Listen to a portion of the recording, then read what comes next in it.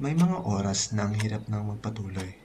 Pagod, puyat, at stress na lang ang nararamdaman mo sa araw-araw.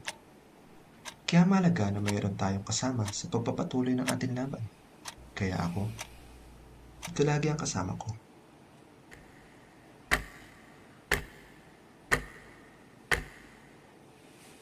This is Doika.